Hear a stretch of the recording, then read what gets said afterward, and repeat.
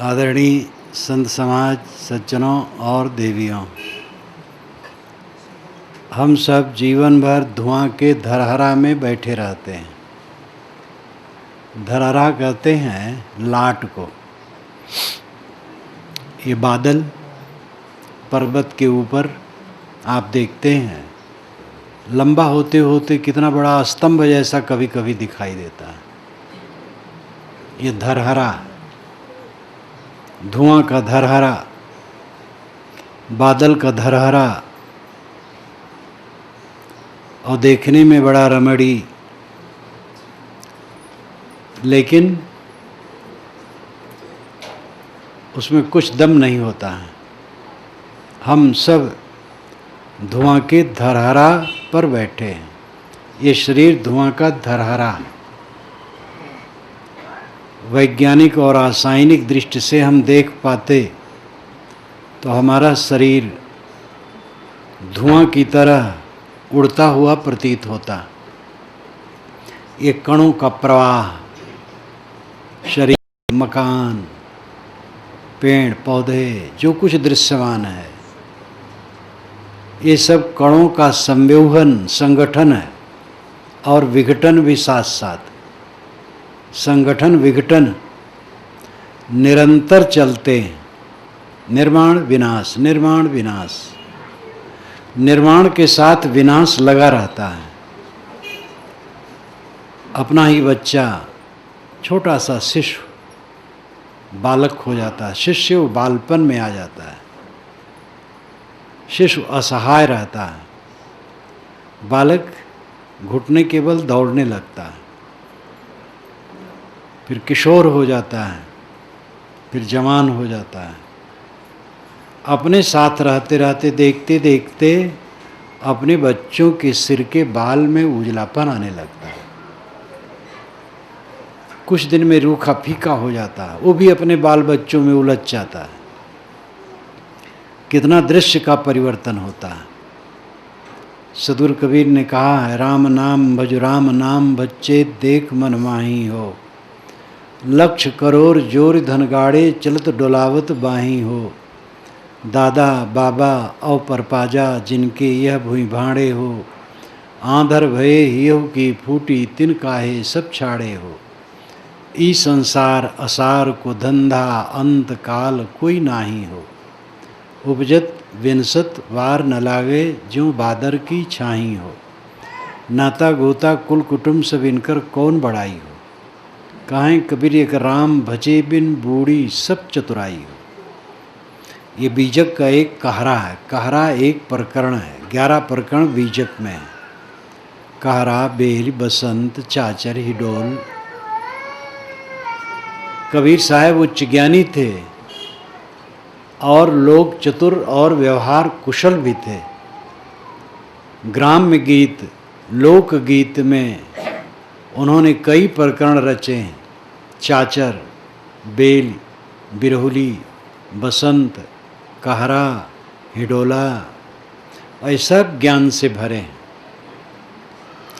कहरा में एक कहरा ये है, राम नाम भज, राम नाम भज, चेत देख मन माही हो। कल आपसे मैंने कल कहा था कि कबीर साहब जो अपनी वाणी बोल रहे थे, उसके 500 वर्ष पूर्व से राम नाम जप आरंभ था। और वैष्णव का क्षेत्र था अवध क्षेत्र, काशी, कौशल। ये युग्म नाम पहले से चला आया है, काशी, कौशल। ये एक ही क्षेत्र है। और कबीर साहब की वाणी में आप पाएंगे जैसे शरीर में सांस, वैसे राम, बार बार वे राम कहते हैं। लेकिन बीच बीच में वे रहीम भी कहते हैं, मिलाना चाहते हैं। उनके सामने 2 समाज था, एक हिंदुओं का, एक मुसलमानों का। ईसाइयों से उनका खास परिचय नहीं था। ईसाई थे भी नहीं। ईसाई तो अंग्रेज़ों के आने पर आए हैं। वैसे ईसा के थोड़े दिन के बाद कुछ ईसाई भारत में आ गए हैं। लेकिन वो कौन कौन पर थे, भारत के कहीं कोने कोने में। अंग्रेज़ों के आने के बाद ईसाइयत का फैलाव हुआ है। साहब ने दो को देखा, हिंदुओं को, मुसलमानों को।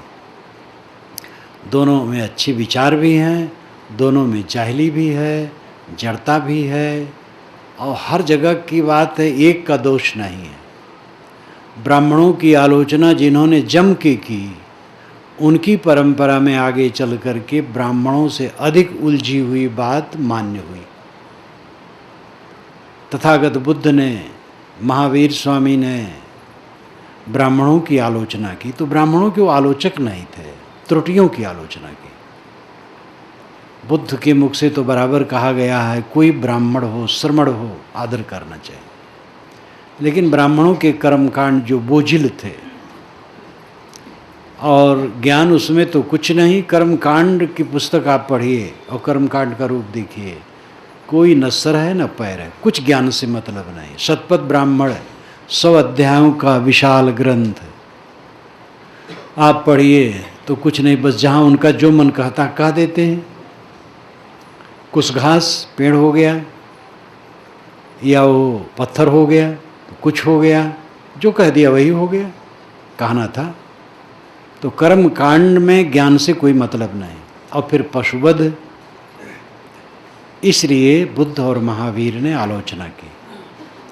लेकिन जैन और बौद्ध परंपरा में आप घुस करके देखिए, इतनी जड़ता, इतना अंधविश्वास, हद है। ब्राह्मण बल्कि उसकी अपेक्षा उदार हैं, वह और जड़ हो गए। कबीर साहब को तो आप जानते ही हैं, थोड़ी भनक सुने हैं।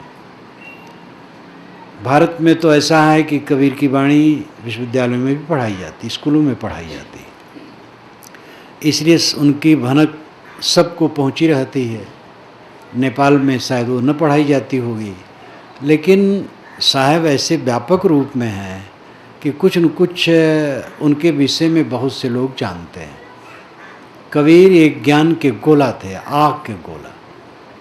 अंधविश्वास नाम की कहीं चीज नहीं। लेकिन कबीर पंथ का विस्तार देखिए तो पौराणिक कबीर पंथियों में ऐसी ऐसी बातें मान ली गई हैं जो कबीर साहब के विचारों के बिल्कुल विरुद्ध है। अंधविश्वास, अवतारवाद, पैगंबरवाद, चमत्कारवाद, दैववाद, ये सब का साहब ने खंडन किया, क्योंकि ये सब धर्म में दादागिरी के लिए चला है। हमारा महापुरुष ईश्वर का भेजा हुआ है, इसलिए हमारे झंडे के नीचे आओ तो मोक्ष होगा, नहीं तो नरक होगा, बंधन में पड़ोगे। हमारा महापुरुष स्वयं ईश्वर का अवतार है, नहीं मानोगे तो नरक जाओगे। ऐसे अन्य अन्य लोग भी, हमारा महापुरुष देवता, हमारा महापुरुष अमुक महापुरुष का अवतार है, हमारा महापुरुष आकाश में उड़ता है या उड़ता रहा। चमत्कारी बात, दैववाद, चमत्कारी बात, पैगंबरवाद और अवतारवाद, ये दादागिरी के लिए प्रचलित है, तथ्य नहीं है। और इसमें हिंसा है, क्योंकि जो जिसको अवतार मान लेता है उसको न मानने वालों को वो नास्तिक कहता है, उसे विवेक विचार से मतलब नहीं है। हमारे अवतार को जो नहीं मानता वो नास्तिक है। भारतीय परंपरा के मूल में अवतार नहीं, चारों वेदों में अवतार की गंध नहीं, पैगंबरवाद की गंध नहीं। ये भी विशेषता है वेदों में कि जैसा पुराणों में चमत्कार है, उनका चमत्कार नहीं है। वे प्राकृतिक शक्तियों की प्रार्थना करते हैं और उससे सब कुछ पाना चाहते हैं, इतने भर है। लेकिन ऐसे चमत्कारी वो नहीं है। इसलिए हम तो देखते हैं कि वैदिक विचारक कितने अच्छे थे, पीछे कितना गड़बड़ाया गया। तो इस प्रकार जहाँ जहाँ वेदों में कहीं नहीं लिखा गया है कि हमारे संप्रदाय में जो नहीं रहेगा वो नरक में जाएगा, उपनिषदों में कहीं नहीं लिखा है। इसलिए अवतारवाद, चमत्कारवाद, पैगंबरवाद से रहित जो वैदिक परंपरा का उपनिषद चिंतन है, निर्मल है। अवतारवाद की कल्पना उत्तारवाद की प्रतिक्रिया में हुई है। बुद्ध और महावीर को जैनों बौद्धों ने उत्तार के रूप में रखा। उत्तार कहते ऊपर उठना, अवतार कहते नीचे उतरना। तो बुद्ध और महावीर साधारण जीव थे, लेकिन वो बोध वैराग ज्ञान से परिपक्व होते होते नीचे से ऊपर उठते उठते इतने उठ गए कि पूर्ण पुरुष हो गए। निश्चित है दोनों महान थे, लेकिन उनके पीछे उनको भगवान बना दिया गया, बहुत कुछ बनाया गया। यहाँ तक कि बुद्ध को कह दिया गया सृष्टि रचयिता भी कहा गया है। ऐसे भी वचन है, ये कहा गया है बुद्ध कभी धरती पर आए नहीं, उनकी छाया आई है, तुषित लोक में वे सदैव निवास किए। तो ये सब बातें बताई गई हैं। उत्तारवाद, फिर पीछे उनकी मूर्तियाँ बनी और खूब प्रचार हुआ। तब तक ब्राह्मणों का कर्मकांड हवन तर्पण स्वाहा स्वाहा था। तो इसलिए हिंदू समाज बौद्ध जैन में काफ़ी दीक्षित हुआ। तब पंडितों को लगा, फिर उन्होंने नए नए पुराण खूब बनाए, काव्यों में महाकाव्यों में लिखा, खूब महिमाएं लिखी। उससे हिंदू समाज की तरफ जनता लौटी और ये अवतारवाद कहे। इनका जीव तो साधारण जीव था बुद्ध महावीर, और बहुत मेहनत करने के बाद तपस्या करते करते ऊपर उठा। हमारा तो परब्रह्म परमात्मा अनंत ब्रह्मांड नायक ईश्वर अपने गुणों को घटा करके दुनिया में आ गया, और वो तो जब चाहे कुछ कर दे। ये बुद्ध महावीर साधारण जीव तपस्वी हैं बस। हमारा भगवान तो अनंत ब्रह्मांड नायक है, वो अवतार लिया, उतर आया, उसकी शरण में जाओ, जो चाहो वो हो जाए। ये अवतारवाद की कल्पना हो गई। अवतारवाद वैसे मत्स्य कच्छप इत्यादि का तो पहले हो गया था, लेकिन इसका कोई मूल्य नहीं था। उपासना के रूप में कृष्ण के विषय में पहले कहा गया है, वासुदेव कृष्ण। इनके विषय में धारणा ईसा के भी पूर्व है। गीता ईसा के पूर्व बनना शुरू हुई है और ईसा के 400-500 वर्ष बाद तक बनती रही, बीच बीच में उसमें प्रक्षेप आते रहे। तो श्री कृष्ण अवतार के रूप में मान लिए गए हैं ईसा के 400 वर्ष पहले, और श्री राम पूर्ण अवतार माने गए हैं ईसा के 1200 वर्ष बाद। इतना अंतर हुआ है। तो जब कृष्ण अवतार मान लिए गए, फिर अवतारवाद की भावना बढ़ने लगी। लेकिन ये कोई नहीं कहा जो श्री कृष्ण को अवतार नहीं मानता वो नरक में जाएगा, ऐसा कोई नहीं कहा। राम को अवतार माना गया, अंशावतार तो ईसा के लगभग मान लिया गया वाल्मीकि रामायण में। राम, लक्ष्मण, भरत, शत्रुघ्न ये चारों अंशावतार हैं विष्णु के। लेकिन कहीं वाल्मीकि रामायण में नहीं लिखा है कि राम का नाम जपना चाहिए, कीर्तन करना चाहिए, और जो श्री राम को अवतार नहीं मानता है वो नरक जाएगा, ऐसा कहीं नहीं लिखा। जब ईसाई आए तो कहने लगे जो ईसा को नहीं मानता वो नरक में जाएगा। तो ये हिंदू समाज पर प्रभाव पड़ा। मुसलमान आए, वो और ज़ोर से कहने लगे, वो तो विजेता थे, कि जो मोहम्मद को पैगंबर नहीं मानता वो नरक में जाएगा। इसकी देखा देखी हिंदू समाज के अवतारवाद के पक्षधर कहने लगे जो कृष्ण को, राम को अवतार नहीं मानता है वो पतित है, निर्यम गता है। मधुसूदन सरस्वती अच्छे पंडित थे, नदिया जिला के बंगाल के, लेकिन काशी उनका कार्य क्षेत्र, और उनकी बड़ी बड़ी पुस्तकें संस्कृत में हैं, और गीता प्रभाष्य और अन्य पुस्तकें। पंडित संप्रदाय में मधुसूदन सरस्वती को लोग जानते हैं खूब। उन्होंने कहा निर्यम गता, जो कृष्ण को परमात्मा नहीं मानता नरक में जाता है। गोस्वामी जी ने मानस में बराबर कह डाला, जो श्री राम को परमात्मा नहीं मानता बिना सिंह पूंछ का पशु है। ये सब ईसाइयों और मुसलमानों के प्रभाव से इसमें आया। भारतीय परंपरा का उदात्त विचार जो ज्ञान पक्ष है उपनिषद, कहीं ऐसा है ही नहीं। विचारों की सरणी में अंतर है, लेकिन एक सरणी से दूसरे सरणी वालों को नरकगामी कहीं नहीं कहा गया। उपनिषदों में स्वयग्गारक का अपना अलग विचार है। संवर्ग विद्या, वायु को परम देवता मानते हैं। याज्ञवल्क, अजातशत्रु को ईर्षा होती है याज्ञवल्क के लिए। जब अजातशत्रु के पास, अजातशत्रु ये काशी का राजा, उसके पास जब पहुंचता है एक ब्राह्मण और कहता मैं आपको ब्रह्म ज्ञान देना चाहता हूँ, कि बड़ी खुशी की बात। सब तो जनक जनक कहते कहते जनकपुरी भागे जाते हैं, मालूम होता वहीं ज्ञान है, यहाँ है ही नहीं है, और जनक ही केवल दान करना जानते हैं और कोई नहीं जानता है। आपके ऐसा कहने से मैं 1000 गायें आपको दान करता हूँ। अच्छा आप ज्ञान दीजिए। तो ज्ञान देने लगा ब्राह्मण, लेकिन बेचारा स्वयं लड़खड़ा गया।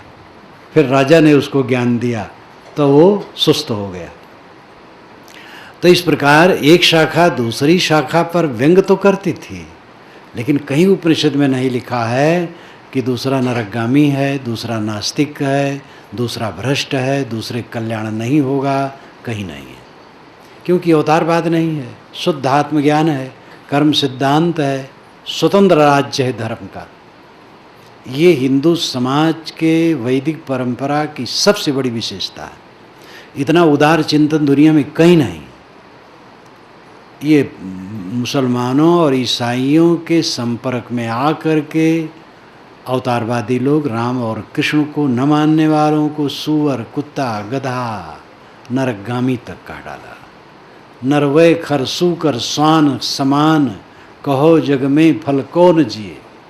गोस्वामी जी कवितावली में कहते हैं, पद पंकज मंजवनी पनही धनुही सरपंकज पान लिए, लरिका संग खेलत डोलत हैं सरजू तट चौहट हाट हिए, तुलसी अस बालक सो नहीं नेहु कहाँ जप जोग विराग किए, नरवय खरसू कर स्वान समान, कहो जग में फल कौन जिए।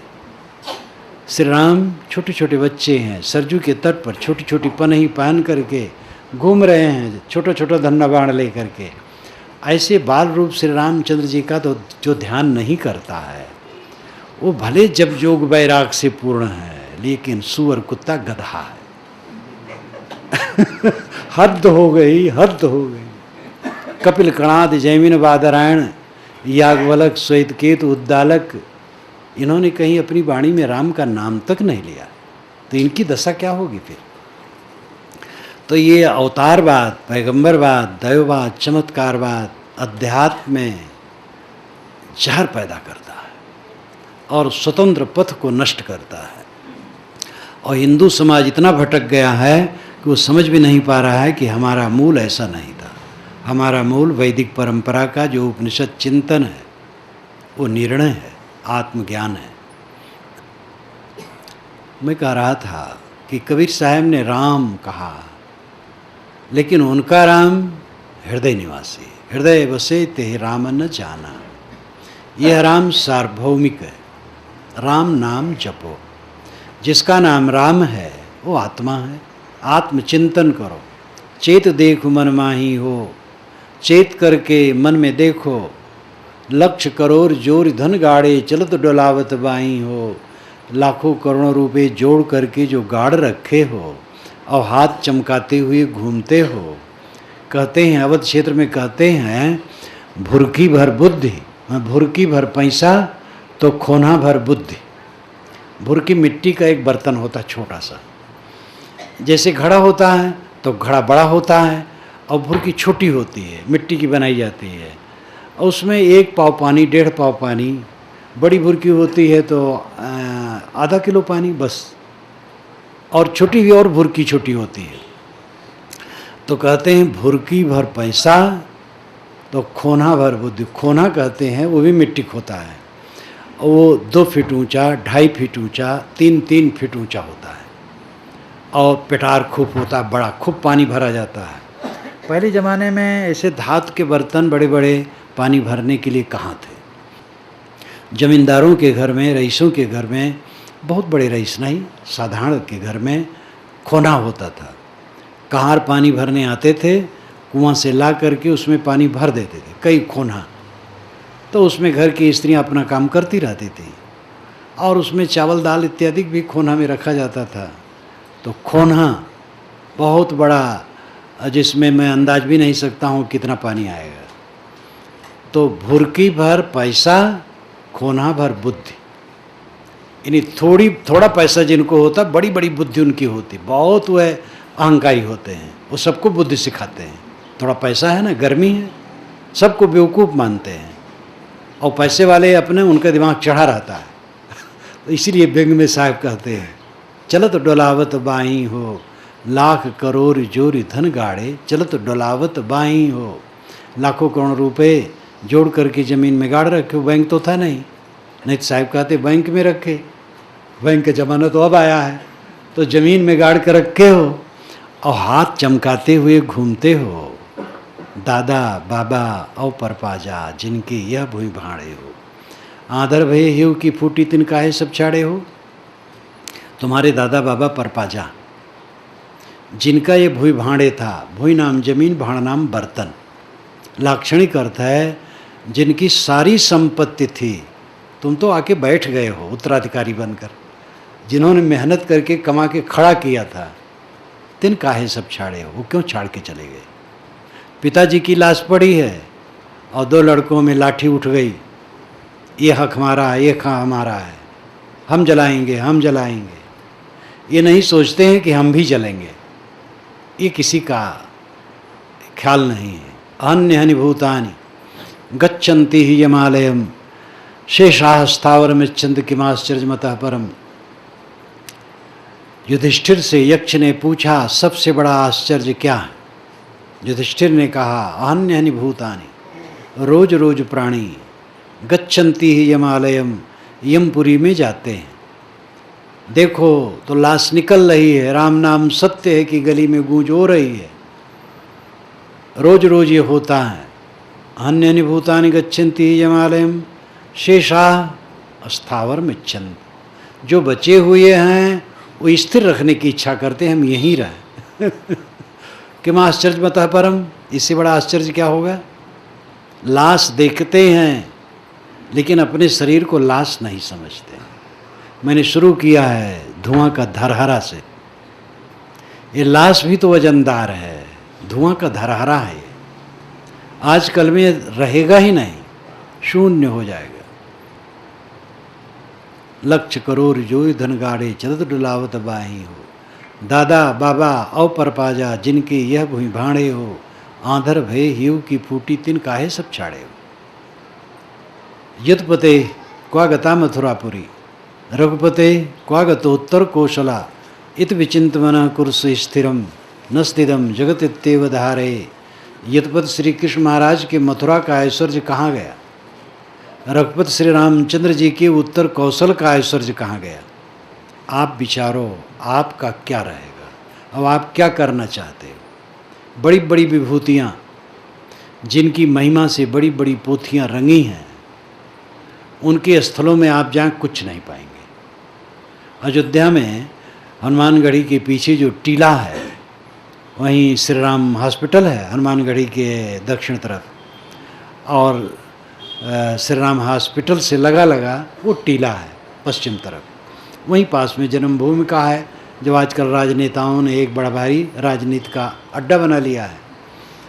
तो पुरातत्व विभाग वालों ने वहाँ खुदाई की पता लगाने के लिए। तो सांकालिया ने लिखा था उस समय अखबार में, पुरातत्व विभाग के बहुत बड़े विशेषज्ञ थे भारत में सांकालिया। तो उन्होंने स्वयं लिखा था अखबार में, मैं पढ़ा था उस समय, कि कई वैष्णव साधु आए और बड़े गुस्से में थे और कहे, आप लोग यहाँ खोद करके यही सिद्ध करोगे कि यहाँ का इतिहास कुल 2500 वर्ष का है, और क्या करोगे। तो उनसे मैंने कहा कि अगर महाराज राम का इतिहास कई करोड़ों वर्ष सिद्ध हो जाए पुराना, तो क्या हमारी श्रद्धा उनके लिए बढ़ जाएगी। श्रद्धा तो वैसी ही रहेगी चाहे जबकि हो। समझाया, चले गए। तो उन्होंने व्यंग में लिखा, अच्छा हुआ दंडमुंड सम्मेलन नहीं हुआ। दंडमुंड सम्मेलन यानी डंडा उन्होंने हमारे मूड पर नहीं मारा, सिर पर नहीं मारा। अयोध्या के बैरागी तो जो जानते हो जानते हैं। तो कहे दंडमुंड सम्मेलन नहीं हुआ, यही अच्छा हुआ। अयोध्या में सचमुच में जो खुदाई हुई है 2500 वर्ष के पूर्व का कुछ पता नहीं लगता। ये मिट्टी सब खा जाती है।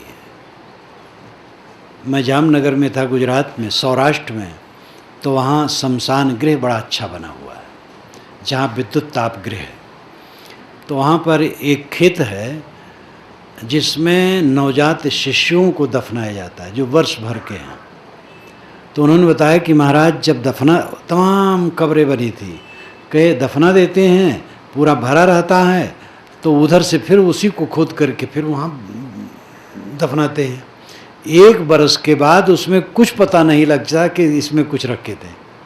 जो शिशु हैं, साल भर के 2 साल के शिशु, गाड़ देते हैं और साल भर के बाद वहाँ खोदो तो कुछ पता ही नहीं लगता यहाँ कुछ रखा था, माटी खा जाती है। 100 बरस के पहले का किसका क्या है, और 100 बरस कितना होता है। काल अनादि और अनंत है। काल कब से है, समय कब से है, अनादि से है। अनादि जिसका आरंभ नहीं हुआ है, हमारा दिमाग वहाँ पहुँच ही नहीं सकता है।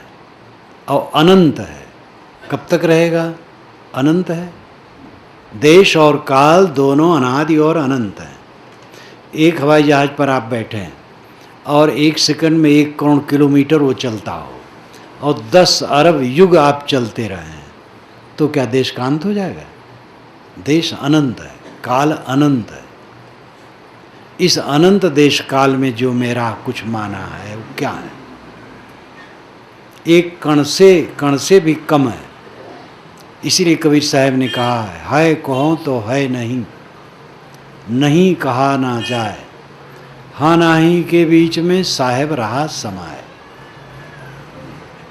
ये सब समाज कहूँ कि है तो कैसे कहूँ है, नहीं रहता है। तब की बार आया था, हमारे दहने श्री आज्ञा साहब बैठते थे, श्री संत शरण साहब बैठते थे। अब आज्ञा साहब नहीं, अब संत शरण साहब में वो बल नहीं है कि आके बैठ सकें। जहाँ है तहाँ है। हर चीज़ किस ढंग से लुप्त हो जाती है कहूँ तो है नहीं। शरीर को मैं कहूँ है तो साहब कहते है नहीं। एक उर्दू के कवि ने कहा है नहीं है, होते हुए भी इसको नहीं समझो। तो है कहूँ तो है नहीं, लेकिन नहीं कहा ना जाए। जब तक है तब तक नहीं कैसे कहें। खाना है, पीना है, व्यवहार बरतना है, छोटी छोटी चीज़ों की ज़रूरत होती है, उनका उपयोग करना है, उसके लिए परिश्रम करना है, व्यवस्था करना है, ये सब करना पड़ेगा। लेकिन नहीं को भी देखते रहिए। हम लोगों की भूल सबसे ज़्यादा क्या है केवल देखते हैं, ये है, नहीं पर ख्याल ही नहीं जाता है। नहीं पर कोई ख्याल कराए तो कहते चुप रहो, अशुभ न कहो। अगर किसी जन्मदिन पर और विवाह के समय कोई किसी की मौत की याद करे तो कहते अशुभ बोलते हो, चुप रहो। शुभ क्या है? जन्म और विवाह। जन्म तो स्वाभाविक होता है, जीव का कर्म बस। विवाह तो शराब पिलाया जाता है वहाँ। दुल्हा और दुल्हन बना दी एक दिन के लिए, बस एक ही दिन दुल्हा दुल्हन, बस दूसरे दिन न कोई दुल्हा का है ना दुल्ही। अब ये बूढ़ों से पूछो, कोई पूछे कि बाबा जब आप दूल्हा बने थे आज कैसे लगता है, तो चिढ़ जाएगा बेचारा। तो ये सारा रंग कितना क्षणिक है नहीं। नहीं पर ध्यान दो, है कितना? कण बराबर। और नहीं है कितना? एवरेस्ट चोटी के बराबर।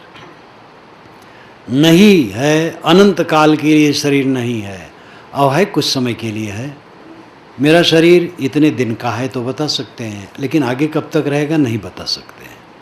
इतना पक्का है कि कुछ ही दिन में खो जाएगा। लेकिन जब खो जाएगा तो कब तक के लिए खो जाएगा? अनंत काल के लिए। जो कुछ हम लोगों का है वो अंत में शून्य हो जाएगा। इसीलिए तथागत बुद्ध ने कहा जो शून्य को देखता है वो निर्वाण को देखता है। तो लोगों ने अर्थ कर लिया कि आत्मा ही शून्य है। शून्य को देखने वाला खुद शून्य नहीं है। श्री पूर्ण साहब ने कहा शून्य ही जाने शून्य न हुई। जो शून्य को जानता हो शून्य नहीं होता है। तो उन्होंने कहा जो शून्य को देखता है वो निर्वाण को देखता है, जो अपनी सारी उपलब्धियों के शून्य के रूप में देखता है वो शांति को देखता है, वही निर्वाण है। शांति निर्वाण है, चित्त की पूर्ण शांति निर्वाण है। और ये जो निरंतर दृष्टि रखता है कि कुछ रहने वाला नहीं है, वो पाप नहीं करता, वो द्वंद्व ग्रसित नहीं होता है, हानि लाभ में नहीं पड़ता है। क्या अपजस हुआ, क्या जस हुआ, क्या सम्मान हुआ, क्या अपमान हुआ, ये धुआं का धरहरा शरीर, कुछ नहीं। क्या इसको लेकर के हानि लाभ शोक मोह, ये विचार आता है। तो है कहो तो है नहीं, नहीं कहा ना जाए। हाँ नाही के बीच में साहेब रहा समाए। साहब कहते हैं ज्ञानी हाँ नाही के बीच में रहता है भी और नहीं भी। वो अब व्यवहारिक नहीं होता है। देखो मैं अगर ये मानता कि समाज नहीं है, सभा नहीं है, तो अपनी जगह बैठा रहता है, क्यों आता? लेकिन टाइम पर आता हूँ क्योंकि आपको समय दिया हूँ, तो मेरी ड्यूटी है, मैं आऊँ उस सेवा में। और मैं कहूँ नहीं कुछ नहीं है, ज्ञान झाड़ूँ तो ठीक नहीं, फिर समय न दूँ, तो व्यवहार व्यवहार है। व्यवहार व्यवहार के ढंग से चलेगा। ट्रेन में हम बैठे, बस में बैठे, टिकट न लें, कंडक्टर पकड़ेगा, दंडित करेगा। छोड़ दे, उसकी रुचि है। छोड़ना भी कानून के ढंग से न्याय नहीं, दंडित करना चाहिए। वहाँ हमें पैसा देना चाहिए, नहीं पैसा तो उसमें बैठना नहीं चाहिए। तो दुनिया का काम दुनिया के ढंग से करना चाहिए। इसलिए है पक्ष व्यवहार के लिए जरूरी है, नहीं पक्ष अध्यात्म के लिए जरूरी है। व्यवहार और अध्यात्म ये दोनों दो पक्ष हैं। दोनों पक्ष की समग्रता पूरा जीवन है। जो दोनों को समझता है और विवेक से काम करता है, वो स्वयं प्रकाशित रहता है और लोगों को प्रकाश देता है। जो एकांगी हो जाता है उसका व्यवहार भी ठीक नहीं रहता, परमार्थ भी ठीक नहीं रहता। कितने साधु हैं एकांगी, गाली देते रहते हैं। उनके पास जाओ तो उल्टा पलटा बकेंगे, वो अपने आप को बड़ा वैरागवान सिद्ध करेंगे, ऊट पटांग। तो वो सम्यक नहीं है। जो सम्यक होते हैं ऊट पटांग नहीं होते, दोनों को समझते हैं। तो सब कुछ क्षणभंगुर है। दादा बाबा और परपाजा जिनके यह भूमि भाड़े हो, आंधर भय हेव की फूटी तिन काहे सब छाड़े हो। क्यों छोड़ कर के चले गए? ई संसार असार को धंधा, अंत काल कोई नाही हो। ये संसार असार का धंधा है, अंत काल में किसी का कुछ नहीं है। प्याज के छिलके उतारते जाइए, उतारते उतारते छिलके छिलके हो गए, अंत में कुछ नहीं मिलेगा। जीवन की यही दशा है। जवानों को भ्रम रहता है, आज नहीं तो आगे सुख मिलेगा, इसलिए जवान भ्रम में जीते हैं। ज्ञानी को मैं नहीं कहता हूँ। शंकराचार्य जवान थे, 32 वर्ष में शरीर छोड़ दिए थे, लेकिन उन्होंने कहा जगत तीनों काल में है ही नहीं। वो भी एक अति था, वो दार्शनिक चक्कर था, उसको यहाँ नहीं लाना है, लेकिन वैराग्यवान थे। देह का अभाव, जगत का अभाव, विषयों का अभाव, आत्मज्ञान में लीन हो, बारंबार उन्होंने कहा। श्री पूर्ण साहब कबीर पंथ के महान संत, वो भी 32 वर्ष की उम्र में शरीर छोड़ दिए। बीजक का भाष्य उन्होंने किया, मौलिक ग्रंथ रचे। वो कबीर पंथ के पारक सिद्धांत के तो श्री पूर्ण साहब और निर्मल साहब, ये दोनों शंकराचार्य हैं। थोड़ी थोड़ी उम्र में शरीर छोड़ दिए और महान ज्ञानवान थे। आज भी कम उम्र में ज़्यादातर साधु होते हैं। तो उम्र से केवल मतलब नहीं है, लेकिन सामान्य रूप में कम उम्र में जिनको ज्ञान नहीं है, तो उनको ये पता नहीं लगता है कि दुनिया कैसी है। उनको लगता है सुख की बहिया आ रही है, आज नहीं तो कल मिलेगी। इसी में देखते देखते बाल पकने लगते हैं, चाम में झुर्रियाँ आने लगती हैं। तब धीरे धीरे पता लगता है कि हम धोखे में थे, मिला उला कुछ नहीं।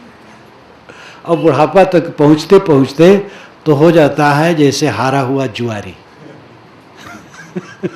घर के एक कोने में बैठ जाए और बेचारा पछता है, या मुकदमा हार जाए कोई तब उसकी दशा जो होती है, बूढ़ों की दशा यही होती है। बूढ़ों की विजय जब होगी तब होगी जब वे जीवन मुक्ति के पथ पर चले। शरीर बुढ़ाए, मन बुढ़ाए। शरीर को प्रकृति वृद्ध करती है, मन को वृद्ध नहीं करती है। मन को विवेक द्वारा आपको वृद्ध करना पड़ेगा। शरीर को प्रकृति पकाती है, आपके अनचाहे बाल उजले होने लगते हैं। शौकीन लोगों की मूछ में जब बाल उजले होते हैं तो उखाड़ देते हैं, और ज़्यादा उजले होते हैं तो कैंची से काट के निकाल देते हैं, और ज़्यादा उजले होते हैं तो दवाई लगाते हैं, खूब काला किए रहते हैं। लेकिन नीचे से उजला उजला निकलता है तो पता लग जाता है। कितने लोगों के बाल तो ऐसे होते जैसे झुलसे हुए हैं, आधा उजला कुछ उजला है, कुछ लाल हो गया है, कुछ काला है, तो झुलसा हुआ।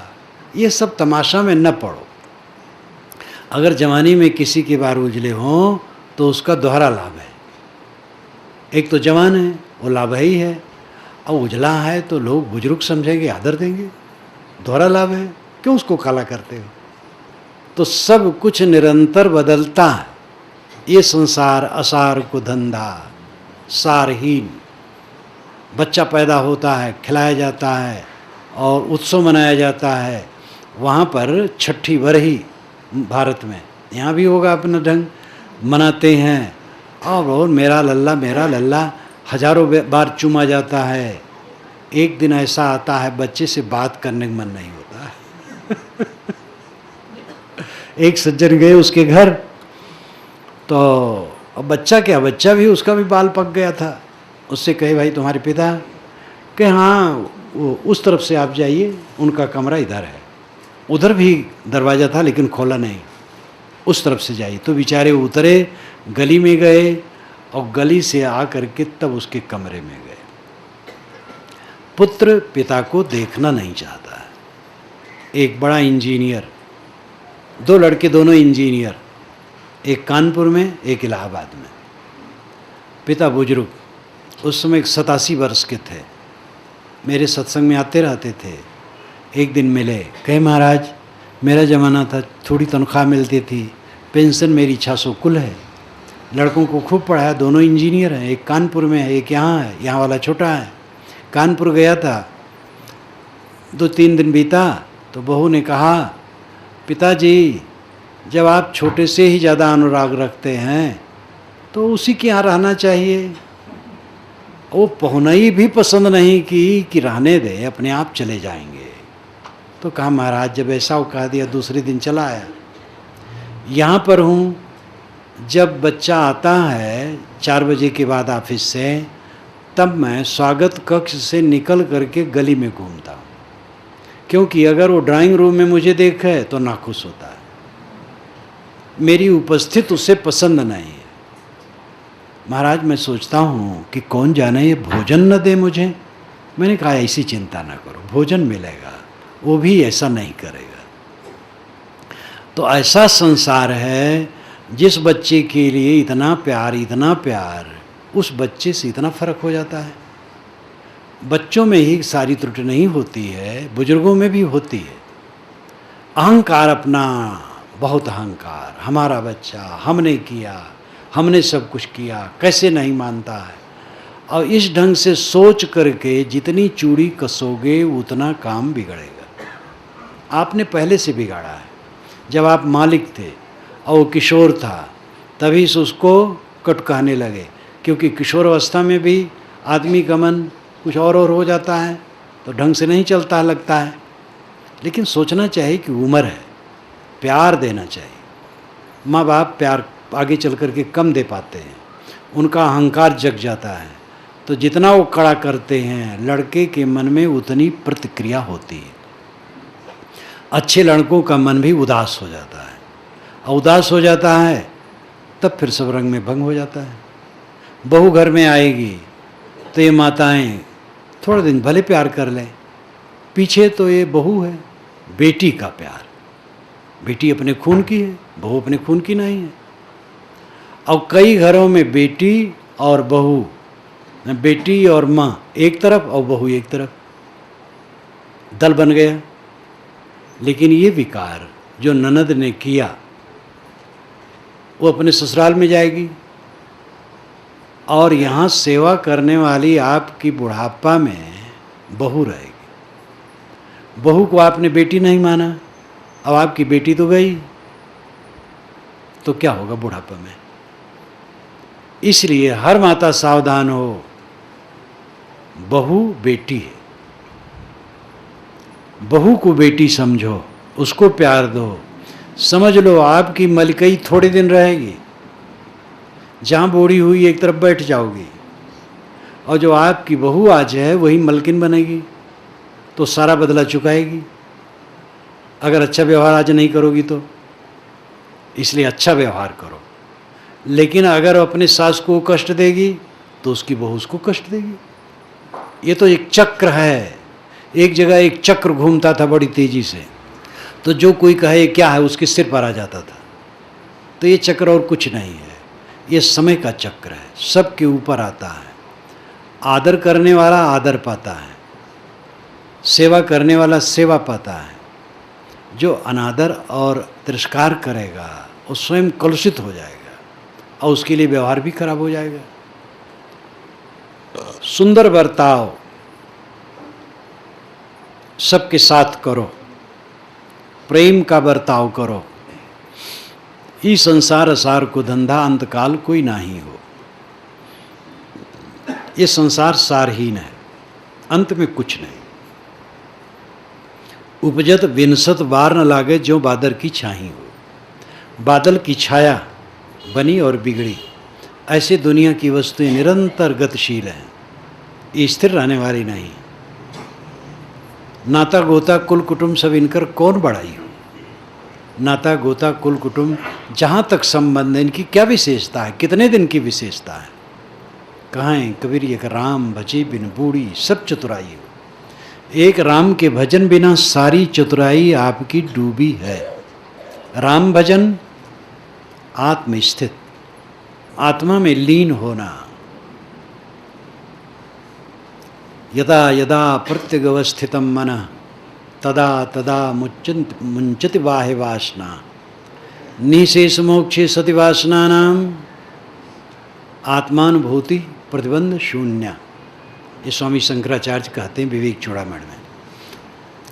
यदा यदा प्रत्यगवस्थितम मनः, यदा यदा जैसे जैसे, प्रत्यक अवस्थितम मनः भीतर मन होता जाता है, जितना जितना मन आत्म केंद्रित होता जाता है, तदा तदा मुंचति बाह्य वासना, वैसे वैसे बाहरी वासनाएं कटने लगती, छूटने लगती। निशेष मोक्षे सति वासना नाम, सारी वासनाएं जब छूट गई, आत्मानुभूति प्रतिबंध शून्य, तब आत्मा का अनुभव प्रतिबंध शून्य होता है। क्लेश रहित, द्वंद्व रहित, लगाव रहित परम शांति मन में होती है।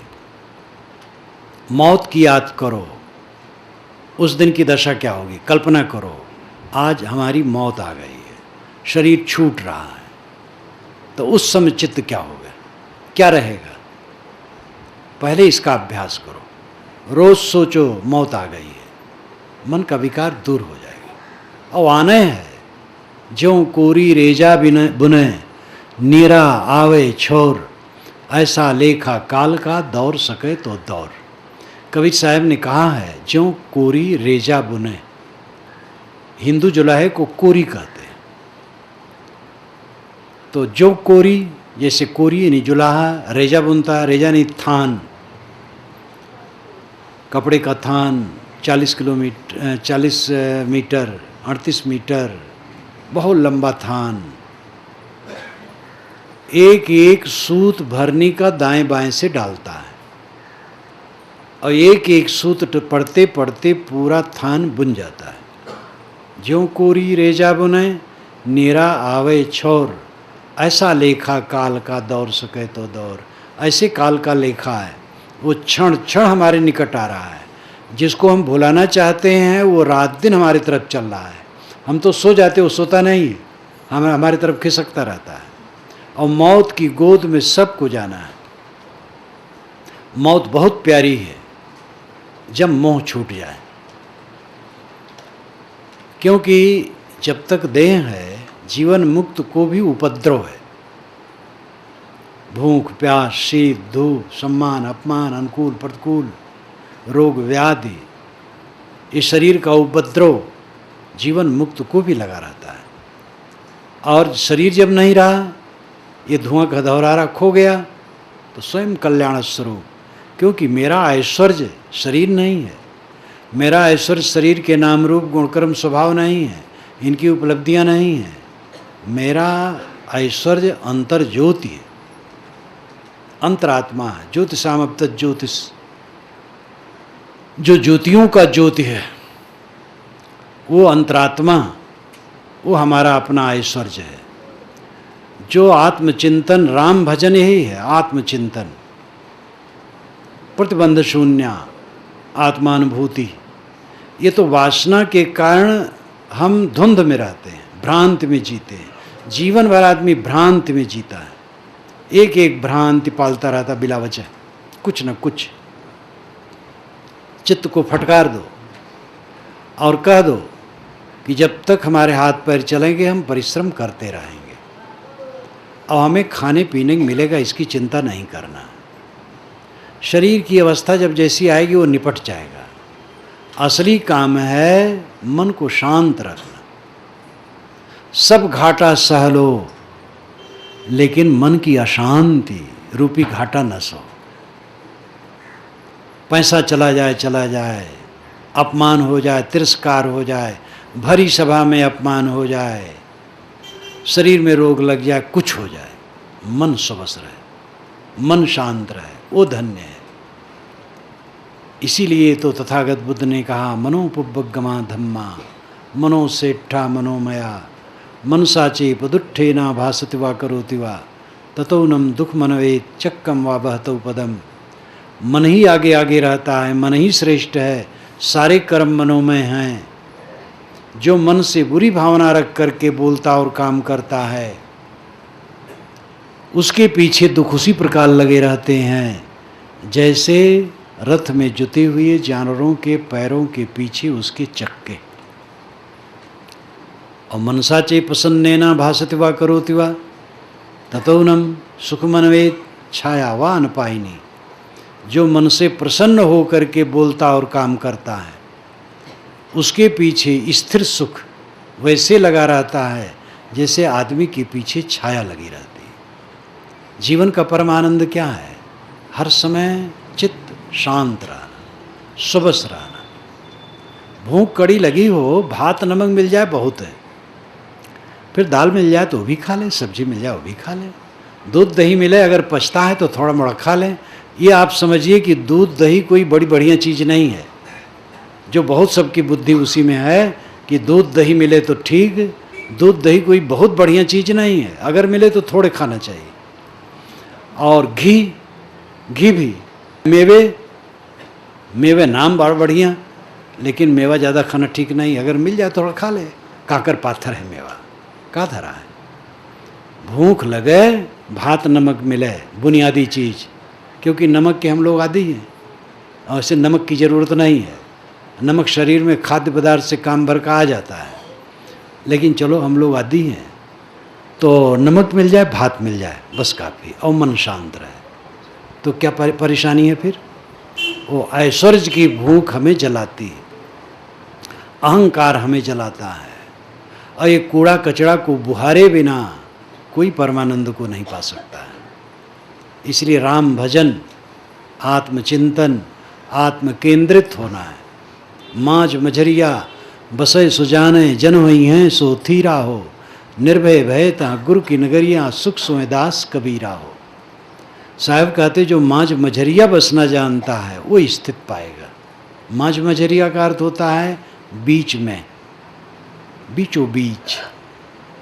उसका लाक्षणिक अर्थ है अपने आप में। बीच और बाहर और अगल बगल आत्मा के लिए कुछ नहीं, ये सब सापेक्ष कथन है। लेकिन इसीलिए कथन जितने होते हैं वो लाक्षणिक होते हैं। माँझ मझरिया मतलब अपने आप में जो बसना जानता है, आत्म संतुष्ट रहना जानता है, वो स्थित पाएगा। निर्भय भयता गुरु की नगरियाँ सुख सोए दास कबीरा हो। साहब कहते हैं मैं तो गुरु के नगर में सुख से सो रहा हूँ। सुख से सोना कितनी बढ़िया बात है। घोड़ा बेच के सोते हैं, कहावत है अवध क्षेत्र में। जब कोई बहुत निश्चिंत रहता है लापरवाह तो लोग व्यंग करते, भैया घोड़ा बेच के सो रहे हो। घोड़े के सौदागर घोड़े लेके गए तो बहुत सावधान रहते हैं। कोई घोड़ा तोड़ा के भाग जाए तो पकड़ना मुश्किल, चोर ले जाएं तो रास्ते में जहाँ जहाँ घोड़ा पड़ा होता है लोग जागते रहते हैं। और जब घोड़ा बेच दिए, पैसा हो गया, निश्चिंत हो गए, सो रहे हैं। तो क्या भैया घोड़ा बेच के सो रहे हो?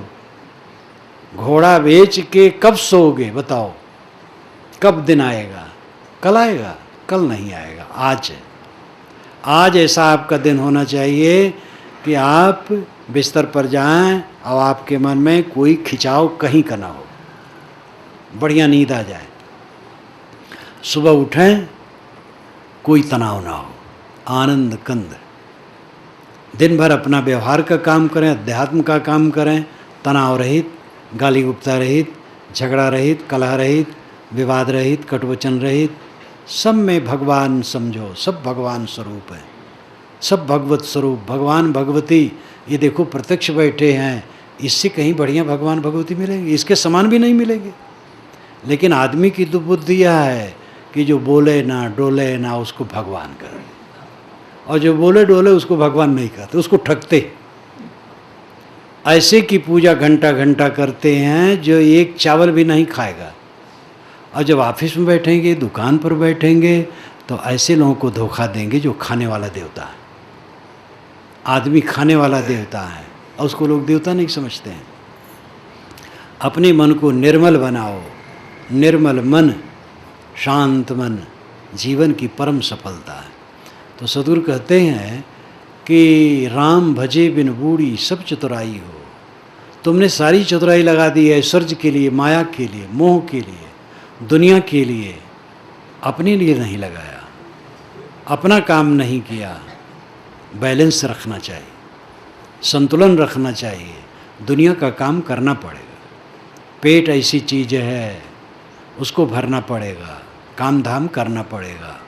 लेकिन पेट भर करके क्या करना चाहिए, ये तो मैं आपके सामने दोहराता रहता हूँ कि क्यों कमाते हैं? खाने के लिए। क्यों खाते हैं? जीने के लिए। क्यों जीते हैं? इसका पता नहीं, जी रहे हैं बस रेंग रेंग करके, और कलह कर करके, खींच करके, उलझ करके, जल जल करके जी रहे हैं। ये कोई जीना हुआ? आनंद कंद हो के जियो, परमानंद स्वर्ग स्थान वैकुंठ धाम, यही वर्तमान है, भविष्य में नहीं आएगा। इसलिए साहब कहते राम नाम भजो। राम ऐसा नाम जिसका है वो आत्मा है। आत्मा की तरफ लौट, दुनियादारी का मोह छोड़, दुनिया का विवेक पूर्वक काम कर और अपने आप का उद्धार कर, यही जीवन का फल है। इसी के साथ मैं अपनी वाणी को विराम देता हूँ। और वीडियो सीडी, MP3, भजन आदि के प्रवचन है, भजन आदि के CD कैसेट्स हैं। आप लोग निश्चिंत हमारे मित्र हैं। भारत प्रकाश पत्रिका है, उसके भी ग्राहक बने। और यहाँ प्रातःकालीन सत्र भी 1.5 घंटे का होता है, 6 बजे से 7 बजे तक। ऐसे कबीर साहब की हर वाणियों पर आपने टीका व्याख्या की है, हर अनेक शब्दों पर, बीजक की एक एक साखी, एक एक शब्द, एक एक रमणी पर आप सब नीचे जाकर गुरुदेव जी के वचनों के